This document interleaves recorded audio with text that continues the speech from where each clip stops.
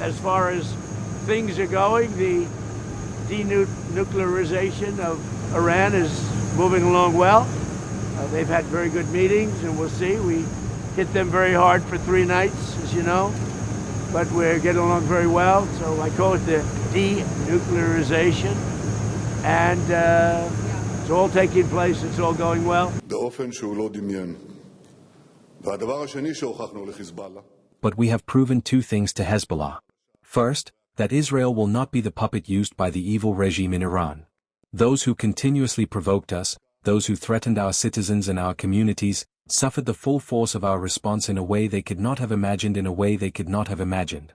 the second thing we proved to Hezbollah is not only that Israel is not as weak as spider webs, as was once said by the tyrant Nasrallah, Israel is as strong as steel webs. We are fully committed to this memorandum. We engage in dialogue, but if the other side refuses to implement it, we are prepared for war and will respond decisively. The situation in Lebanon is different because the Zionist regime has militarily occupied part of southern Lebanon, leading to intense clashes. Yet, since we signed the memorandum and made progress, those clashes have markedly decreased.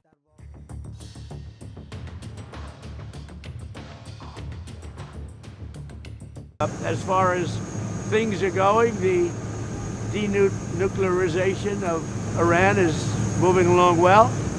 They've had very good meetings, and we'll see. We hit them very hard for 3 nights, as you know, but we're getting along very well. So I call it the denuclearization, and it's all taking place. It's all going well.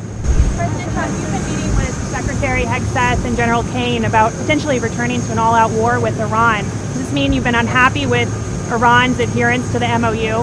Well, I think they've come a long way. We hit them very hard last week.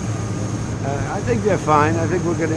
It's the denuclearization of Iran. It's very simple.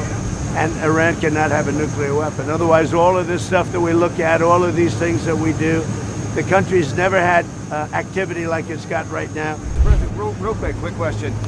You've got D&I Pulte over there as the new director. We also know you have the task force set up on declassification, maybe talking about international, maybe looking at some declassification. Are you able to give us an update on that? Declassify almost everything. And, you know, by the way, we have Jay Clayton is going in. You know, Bill Pulte's a very talented guy, but he's just there temporarily until Jay Clayton. And Jay Clayton is going through the process. And Jay Clayton, highly respected, and so is Bill Pulte. But Bill is there just for a fairly short period of time. But while he's there, I said, you can declassify whatever you want. Do you think we're going to get some soon, or maybe 2020? I told him you can do it as fast. You got to ask him. All right. But I think he's a friend of yours. I think that Bill will declassify. Yeah. I told him you can declassify whatever you want. So Bill's there just, you know, for maybe a month or 2 months or something. And Jay is going through the process. He's got a hearing in 2 weeks.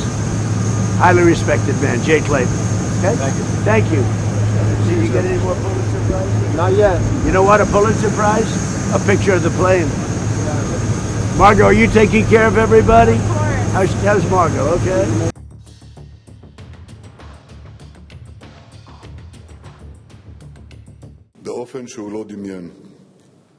But we have proven 2 things to Hezbollah. First, that Israel will not be the puppet used by the evil regime in Iran. Those who continuously provoked us, those who threatened our citizens and our communities, suffered the full force of our response in a way they could not have imagined.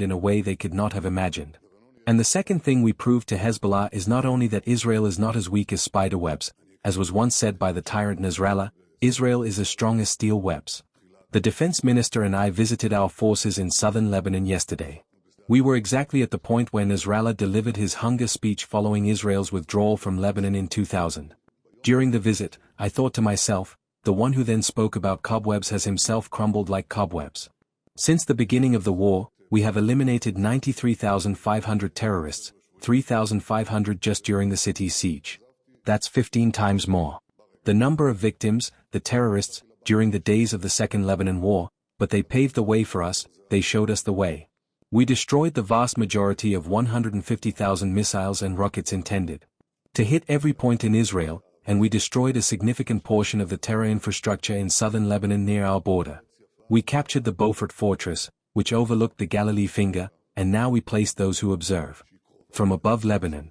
And perhaps the most important lesson. We created a wide buffer zone along the entire northern border.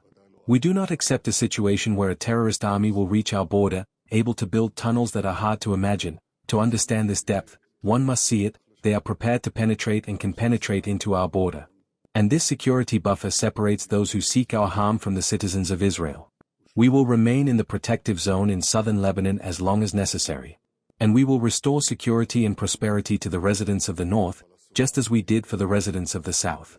Today, the Gaza envelope is located inside Gaza. Today, the Lebanon envelope is located inside Lebanon. This is a critical lesson. And there is another one, the president mentioned it. For the first time in decades, Israeli representatives held direct negotiations with representatives of the Lebanese government, mediated by the USA, on a combined military and political solution. A few days ago, we achieved a historic breakthrough. We signed a memorandum of understanding that separates the Lebanon arena from the Iran arena. This agreement recognizes Israel's right to maintain a buffer zone in Lebanon until we remove the threat to our security posed by Hezbollah. It's impossible to overstate the magnitude of the military and political blow to Hezbollah and Iran. Iran, which wanted to impose on us a withdrawal from southern Lebanon, it won't happen. I'm not saying we don't still face campaigns, challenges, hurdles. But thanks to the high command chain, the first Lebanon war, the second Lebanon war, and now the third campaign, thanks to our strength that is changing the face of the Middle East, opened. The opening for a different reality in Israeli-Lebanese relations. We have taken an important step towards ending the conflict, and we will do everything to eventually reach a peace agreement between the two countries